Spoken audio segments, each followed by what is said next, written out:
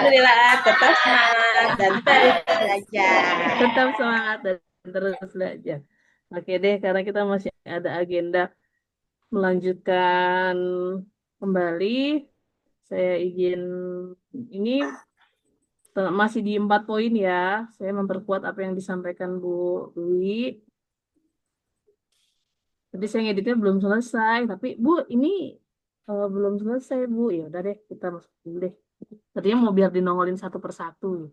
Nah ini dia 4 poin penting. Nah 4 poin penting, 4 poin penting teman-teman. Apa saja sih? Oh, apa saja pertanyaannya mesti basa-basi banget orang udah ada di tampilan ini. Saya lagi nyalain ininya dulu. 4 poin penting yang pertama teman-teman bisa lihat.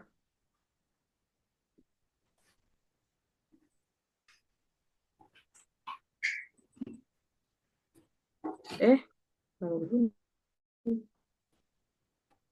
mengarahkan anak berperan aktif. Nah, di nomor 1 kita bisa lihat ya. Apa kecil? Masa sih? Hmm, saya share ulang deh. Saya share ulang ya. Rekamnya di delete dulu deh, Mai. Ya, Bismillahirrahmanirrahim. Udah, Mai. 4 poin penting. Sebelum kita mengetahui kenapa ini penting, apa saja sih 4 poin penting? Yang pertama, mengarahkan anak berperan aktif. Nah, kita lihat di gambarnya ya. Bukan gurunya aja yang ceria, tapi anak-anaknya lesu. Tapi di sini gurunya ceria, anaknya juga ceria. Anaknya ikut berperan aktif. Yang kedua, reward 5 menit sekali. Nah, ini lalu 5 rewardnya 5 menit sekali. Lalu saya coba analisa kenapa sampai 5 menit sekali. Bagaimana caranya biar 5 menit sekali? Gimana agar 5 menit sekali? Tapi nggak kepikiran. Ini udah 5 menit nggak ya? Dikit-dikit lihat jam, dikit-dikit lihat jam. Saya analisa gimana agar bisa menjadi jauh lebih efisien dan mudah. Tanpa kita harus melihat jam. Udah 5 menit belum ya? Kasih reward nih. Udah 5 menit belum ya? Kasih reward nih. Ini pasti sangat tidak efisien. Yang ketiga, evaluasi kognitif 10 menit sekali. Nah, ini 10 menit sekalinya juga seperti apa? Lalu evaluasi afeksi setiap saat. Nah, dari 3 ini, di nomor 1, di nomor 2, dan di nomor 4, ini teman-teman harus memiliki bekal mempelajari psikologi anak. Bekal mempelajari psikologi anak yang sudah kita pelajari di awal banget sebelum kita menjalani runtutan beberapa pelajaran yang kita rutin di setiap Selasa dan dievaluasi dari Kamis. Apa? Psikologi anak, yaitu personality plus, ya, kepribadian anak itu beda-beda, kepribadian guru beda-beda, lalu bahasa kasihnya juga beda-beda, tipe belajarnya beda-beda.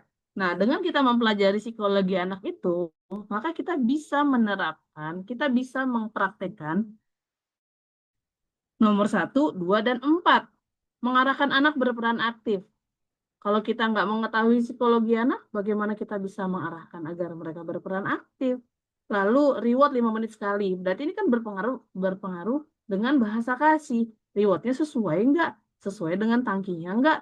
Seperti misalnya kita punya motor, diisi bensinnya, tangkinya diisi air. Nggak jalan dong motor. Nah, begitu juga. Kalau bahasa kasihnya nggak tepat, ya nggak jalan juga. Dan yang keempat, evaluasi afeksi setiap saat. Dengan afeksi ini kan berarti kita harus mengetahui hatinya. Nah, berarti apa yang kita pelajari sebelumnya itu untuk menjalankan 4 poin penting di 1, 2, dan 4. Lalu untuk evaluasi kognitif yang 10 menit sekali ini, guru wajib memahami kurikulum. Kita mulai dari yang mengarahkan anak, mengarahkan anak berperan aktif.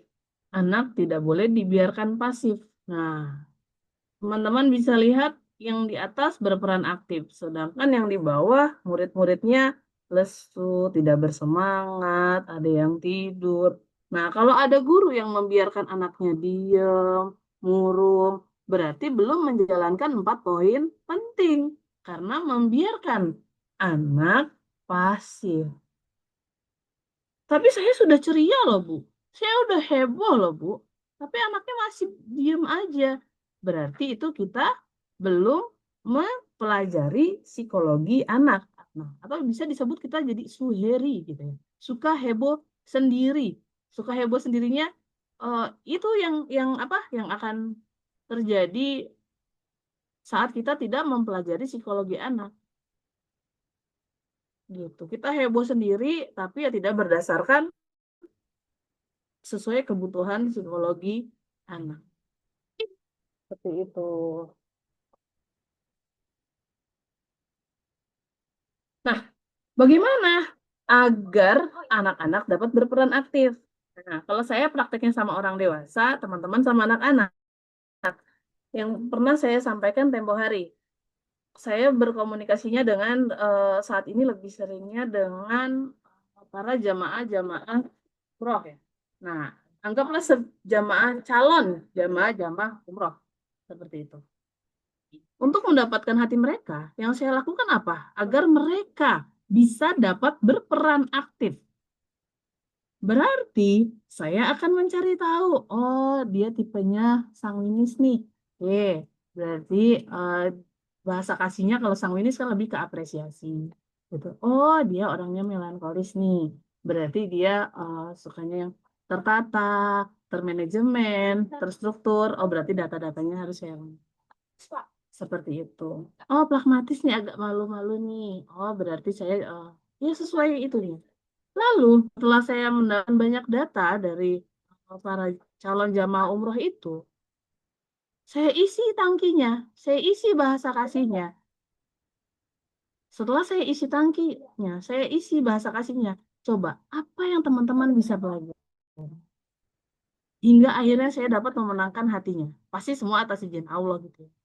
Apa yang membuat saya dapat memenangkan hatinya, dan kalau dibalik, apa yang membuat teman-teman dapat mendapatkan hati anak-anak saat eh, bagaimana agar mereka dapat berperan aktif. Setiap kali kita berkomunikasi, saya lebih memberi kesempatan mereka menceritakan banyak hal tentang mereka. Saya lebih menjadi pendengar yang baik. Saya mencari tahu banyak hal tentang mereka.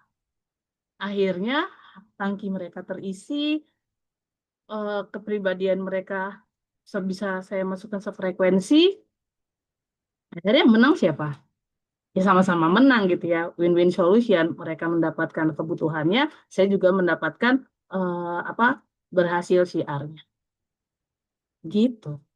Coba yang terjadi, misalnya saya Suheri nih suka heboh sendiri. Saya tidak mempelajari psikologi calon customer saya atau customer saya.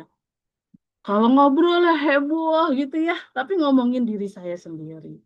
Saya ngomongin bangga-banggain diri saya sendiri. Saya ceritain hobi saya sendiri. Nah, itu akan terjadi kepasifan, kebetean, bahkan yang terjadi apa? Yang terjadi ya saya jadi nggak menang. Begitu juga teman-teman.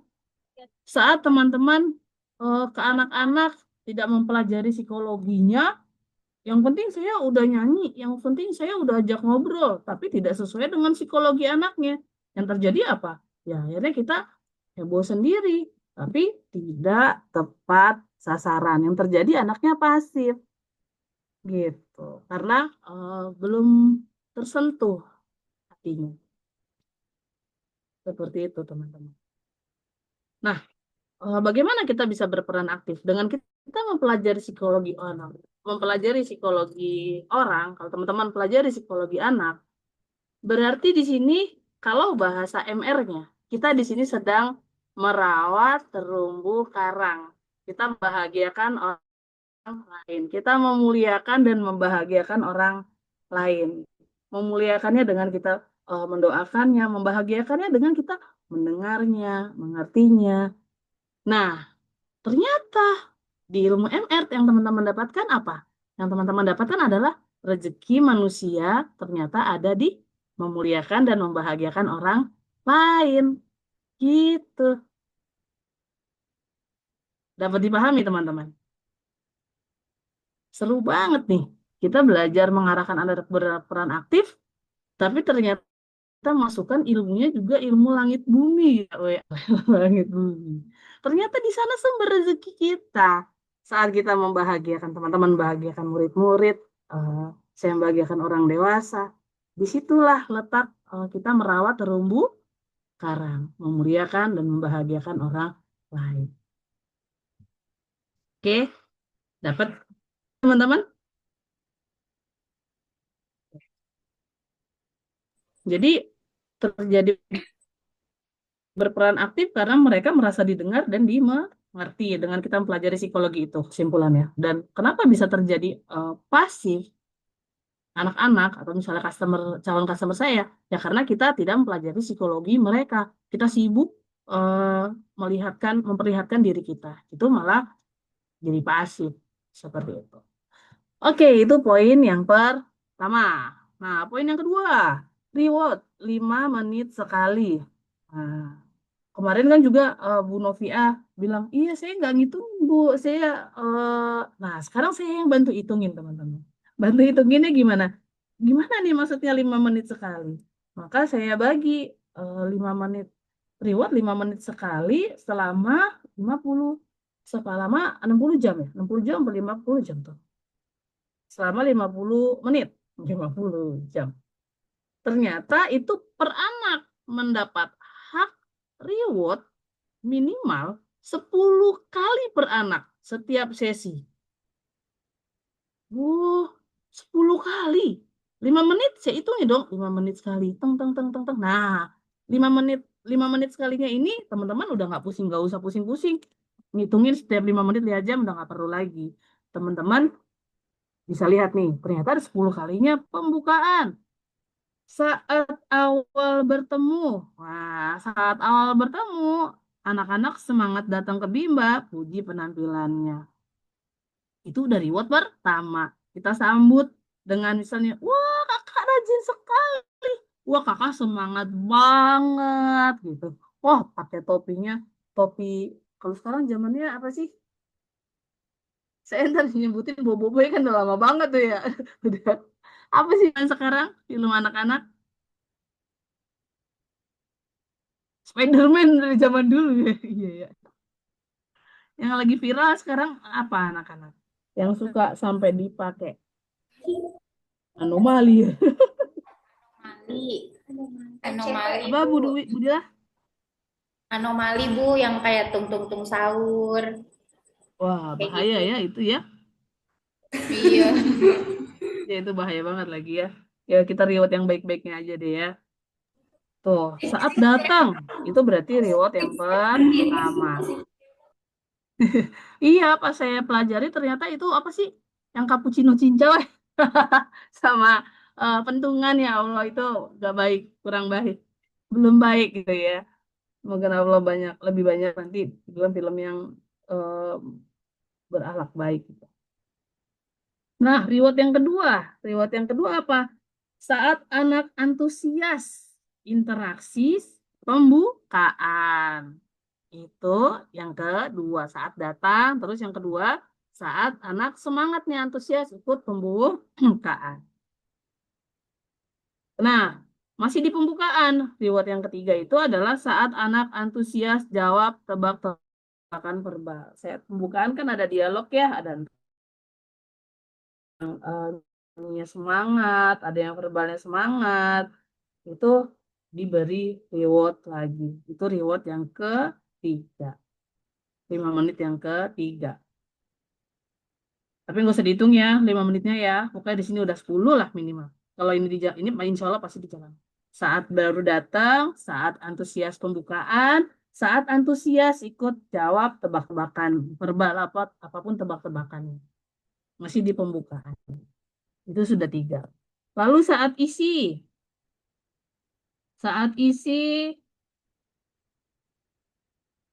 rewardnya apa? Saat mandiri mau modul. Oh. Saat mandiri mau modul.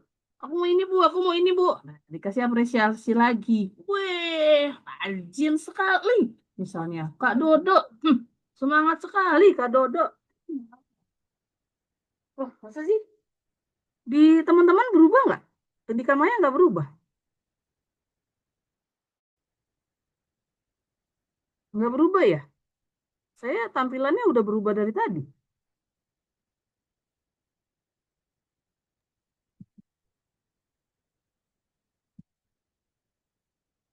Udah 3 kali rubah saya Kak Maya. Coba. Sekarang Kak Maya ditanya teman-teman. Teman-teman, maaf, share screen-nya Bu Siwi jalan nggak? Yang di 4 poin penting tuh dari tadi. Ya, sama Bu. Ada 4. Ya Oh, berarti sama ya kayak saya. ampun. Iya, padahal saya udah berubah. Gimana udah, Bang? Coba. Kalau gini? Kalau gini berubah. Tapi kalau saya besarin, oh saya besarin nggak berubah ya. Oke, udah gini aja deh. Maaf nih, saya review yang kedua nih. Yang kedua tadi mengarahkan anak berperan aktif. Teman-teman bisa lihat gambarnya. Maaf ya, ternyata tadi udah 3 kali berubah. Nih, kalau berperan aktif kan kelihatan ya di gambarnya. Kalau tidak berperan aktif pasif ya karena gurunya berarti dari psikologi anak dia sibuk dengan dirinya atau intinya ya dia sibuk ngasihnya tidak sesuai dengan psikologi anak ada di kelas. Kalau ini yang reward 5 menit sekali berarti setelah saya hitung kurang lebih 10 kali per anak setiap kali dia datang. Yaitu saat pembukaan, saat pembukaan berarti saat awal bertemu, berarti anaknya diberi reward. Wah, kakak rajin ya, bla bla bla bla gitu yang baik-baik. Terus yang kedua saat anak antusias interaksi pembukaan kan kita ada pembukaan kan. Eh, Lalu diberi reward lagi entah pas lagi baca doa atau lagi cinta ananda. Terus yang ketiga saat anak antusias jawab tebak-tebakan verbal atau interaksi apapun dia antusias itu diberi reward saat pembukaan. Nah, saat isi berarti saat anak mandiri mau modul. Misalnya belum aku mau ini bu, aku mau anak ini bu, mau ke ini bu ini. Ya, itu diberi kita jeda dulu, berarti dibeli reward dulu. Wah, rajin banget kakak, semangat banget. Ya, entah tos apa, boleh tos apa aja ya. Gayanya teman-teman kan, tosnya biasanya beda-beda karena sesuai dengan psikologi anak. Lalu, 5, 6, kalau di gini bisa nggak ya? Kecilan soalnya kalau nggak di saya share, saya ini lagi. Terus yang ini, kelihatan kan?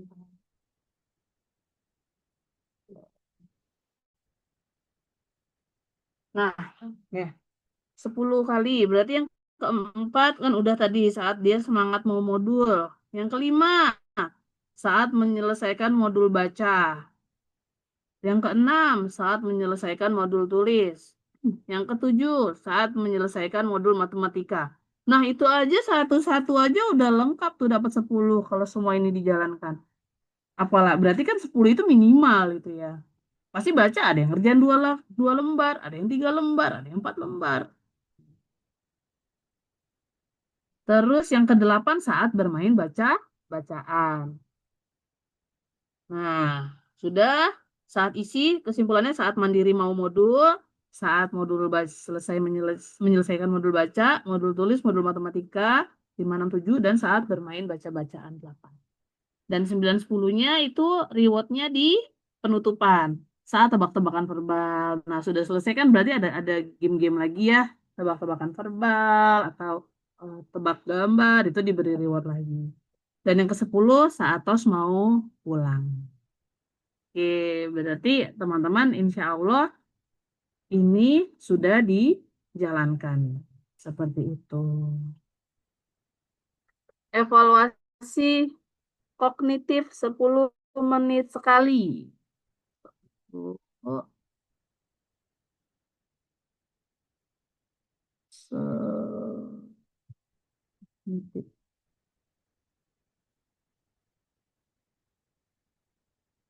ini gimana biar bisa ke-share. Nah, kalau ini gini aja deh.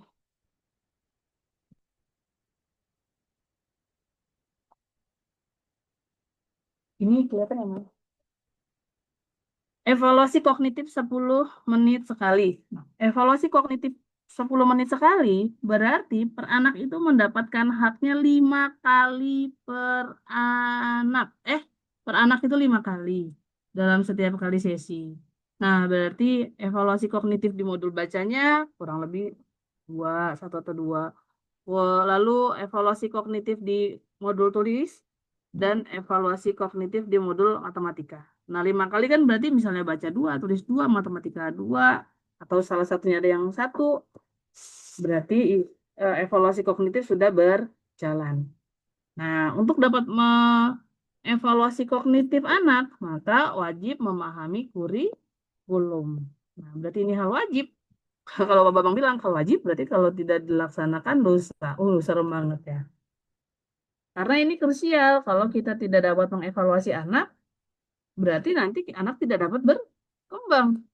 Bagaimana cara kita bisa mengevaluasi anak? Kita harus tahu tujuannya.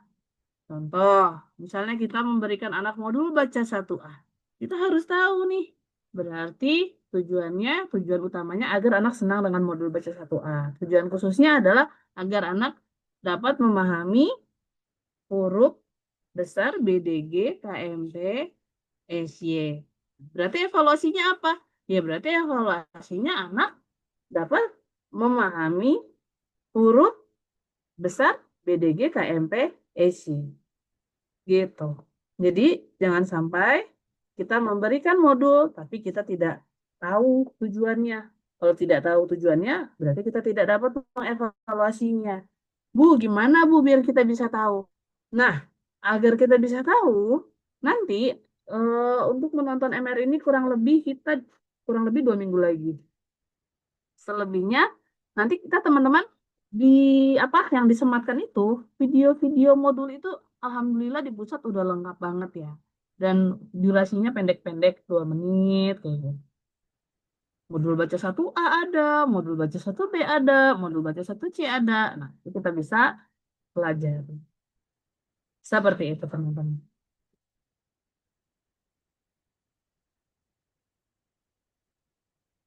Karena kan kalau di buku merah itu hanya sampai level 1 gitu ya.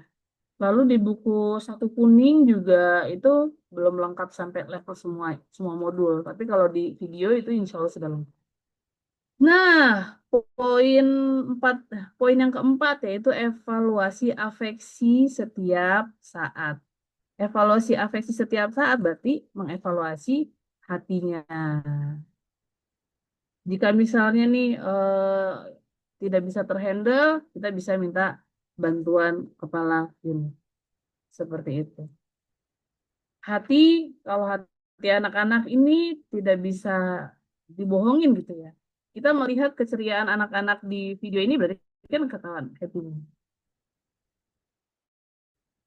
Kalau misalnya murung, ya kemungkinan besar tidak happy. Kalau anak-anak nih mudah terdeteksinya. Seperti itu.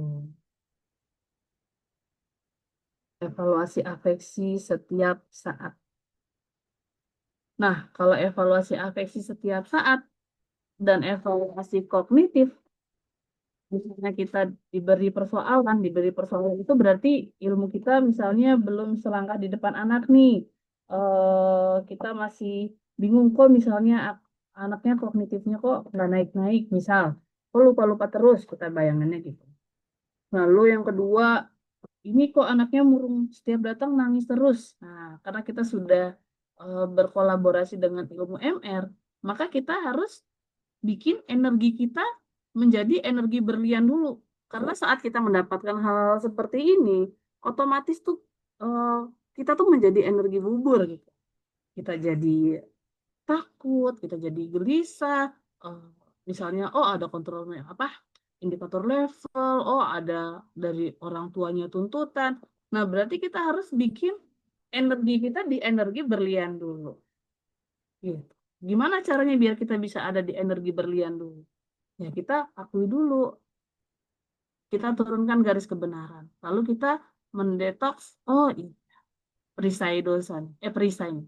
Ini pasti ada kesalahan saya nih, hingga hal ini terjadi. Ini pasti ada dosa-dosa saya hingga ini terjadi.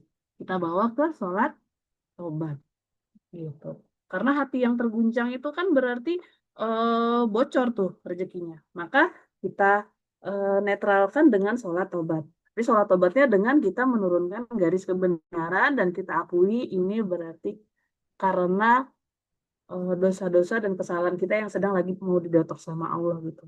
Kita cari, kita minta ampun, kita maaf, lalu kita kickback saat sholat tobat itu kita doakan anak-anak tersebut, kita doakan orang tua tersebut, kita sudah energinya clear, kalau ternyata kita mau tambah garpu tala, kita bisa buka Quran.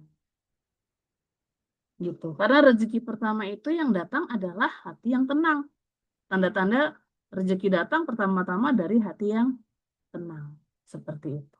Nah, setelah tenang, nanti kita bisa lanjut lagi. Kita belajar, kita cari tahu, kita evaluasi, seperti itu. Kalau energinya masih di energi bubur, itu kalau hatinya nggak tenang, positive thinkingnya itu terlalu effort. Kalau positive feelingnya belum dapat, untuk ke positive thinkingnya itu terlalu effort. Jadi kita urus di positive feeling dan spiritualnya dulu. Seperti itu. Setelah tenang, nanti kita bisa belajar lagi. Kita bisa diskusi lagi, bisa tanya sama Bu Dwi, Bu Dila, Tamaya, dan saya. Seperti itu. Kita sama-sama belajar.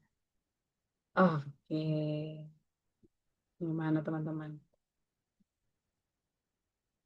Dari Bu Dila dulu, bagaimana Bu Dila? Dapat dipahami Bu Dila? Dapat dipahami di sini, alhamdulillah. Alhamdulillah. 1 menit lagi.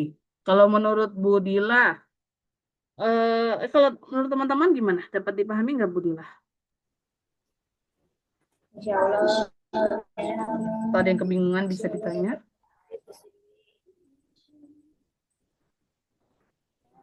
Dapat dipahami jadi lebih jelas. Alhamdulillah. Oke. Sekarang kita coba mulai dari siapa nih? Kita coba dari Bu Dwi dulu. 4 poin penting. Yang pertama nih Bu Dwi, saat poin penting yang pertama, mengarahkan anak berperan aktif. Nah, Bu Dwi pernah boleh cerita saat mengalami anak-anak pasif dan mengalami anak-anak berperan aktif. Mungkin Bu Dwi masih, sambil teman-teman juga ingat kejadiannya ya. Saat anak-anak pasif itu, mungkin masih ingat kira-kira karena apa, apakah ia belum mempelajari psikologinya. Saat anak-anak berperan aktif, apa memang sudah mempelajari psikologinya. Jadi tepat terkena ke hati mereka dan mereka mau berperan aktif. Boleh di anak-anak, boleh di anak sendiri, boleh mungkin di pergaulan. Silakan Bu Dwi. Oke, baik Bu Siwi, terima kasih. Untuk anak yang sebelumnya belum berperan aktif di kelas, ini sepengalaman saya ya teman-teman ya. Saya dulu mendapatkan anak yang benar-benar nggak ada suara sama sekali gitu. Kebetulan kakaknya juga di situ, adiknya juga di situ. Tapi pas saya sebagai motivator pada waktu itu, pastinya banyak dong yang saya bertanya-tanya, ini kenapa ya, kok bisa seperti ini gitu, kok di kelas kok diem aja, sampai akhirnya saya selalu berinteraksi komunikasi sama orang tuanya. Mama kalau di rumah tuh seperti apa sih gitu, apakah diulang kegiatan di kelas, di rumah, diulang kembali atau tidak gitu. Terus mamanya tuh alhamdulillahnya respect ya kalau saya kasih informasi apapun di kelas mengenai anaknya. Terus mamanya bilang, kalau di rumah tuh anaknya ceria banget Bu Dwi, malah seakan-akan tuh dia jadi Bu Dwi, saya jadi dia gitu. Jadi bener-bener tuh kalau di kelas tuh nggak ada suaranya teman-teman, bener-bener yang diem aja. Sampai akhirnya ketika dia pindah rumah, yang dicari tuh kok bu gurunya kok nggak ada Bu Dwi. Terus mamanya bilang, ini adiknya Bu Dwi, tapi kamu harus ada suaranya dulu ya Kak, gitu. Jadi mamanya yang jadi bohong. Pas pindah unit Bimba, itu adanya Bu Dwi, Bu ini, gitu. Nanti kalau kamu ada suaranya baru Bu Dwi datang, gitu. Jadi, apa ya, mengajak anak berperan aktif tuh, kalau anaknya cenderung yang diem aja, kita yang harus komunikasi sama mamanya di rumah, lewat by chat, by WA, gitu. Menanyakan anak tuh kalau di rumah tuh sama diem aja atau enggak, gitu. Sampai akhirnya pas saya tanya sekarang, karena masih komunikasi kan, alhamdulillah Bu, sekarang kalau di Bimba Bimba yang apa namanya, mutasi ya, Bimba mutasinya sekarang lebih aktif Bu anaknya gitu. Jadi lebih berperan aktif di kelas gitu. Mungkin karena di Ratu Jaya dulu malu-malu, jadi masih malu untuk berinteraksi sama Bu Dwi. Tapi alhamdulillah dari motivasi-motivasi yang diberikan oleh saya, oleh orang tuanya di rumah, jadi anak itu di Bimba berikutnya jadi lebih berperan aktif di kelas. Gitu Bu Siwi.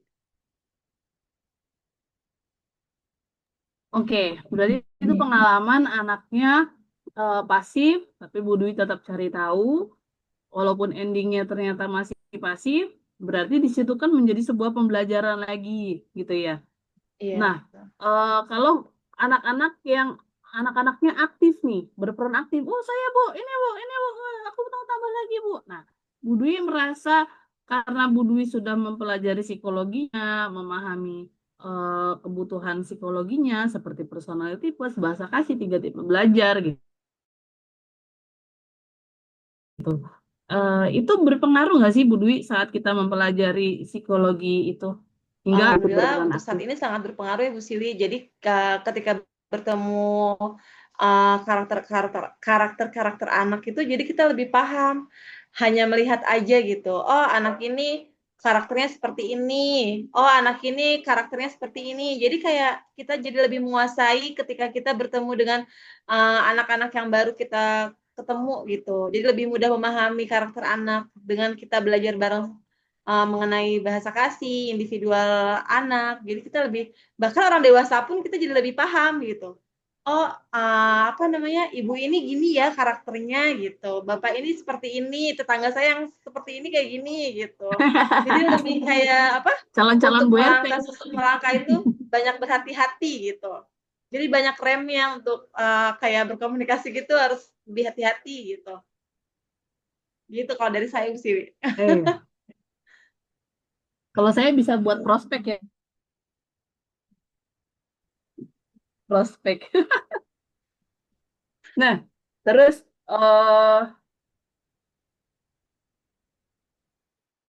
oke. Ternyata ini bisa berguna untuk bukan hanya anak-anak saja, tapi dalam kehidupan sehari-hari ini juga sangat bermanfaat. Bahkan yang tadinya setiap saya ketemu sama orang koleris tuh kayaknya bawanya kesel aja, bawaannya tuh mau jauh-jauh aja. Tapi setelah mempelajari ini memang karakternya koleris gitu. Tapi koleris yang belum berakhlak gitu. Astagfirullahaladzim. Jadi kan karena ilmu MR kita doain lagi gitu ya. Kita sholat tobatin lagi. Oh ini berarti pun saya ada sholat apa? Ada dosa-dosa saya gitu. Nah sedikit teman-teman. Saya sebenarnya belum mau masukin di ilmu itu tapi nggak apa-apa dikit-dikit ya. Setelah kita mempelajari, tapi nggak adil ya. Nanti aja ya. Belum ada Akbar sama Mbak Cici. Nanti aja deh. Tapi nggak apa-apa. Di spill. Hah? Nggak usah. Di spill sedikit. Setelah kita mempelajari ilmu MR, yang paling saya rasakan adalah kesedihan dan kegalauan kita tuh berubah.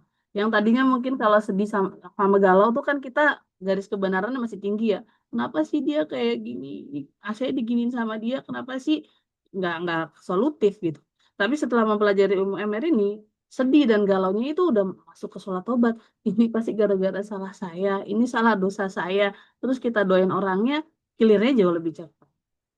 Gitu ya. Jadi untuk teman-teman mengindikatori apakah saya sudah mempraktekkan ilmu MR ini adalah sedih sama galaunya masih nyalahin orang atau malah dijadikan untuk apa? Untuk mengecek oh ini berarti salah, menurunkan garis kebenaran ini salah saya. Ini dari dosa-dosa saya hingga kejadian ini terjadi. Bawa sholat tobat, doain mereka. Seperti itu. Ya. Oke, nah itu kalau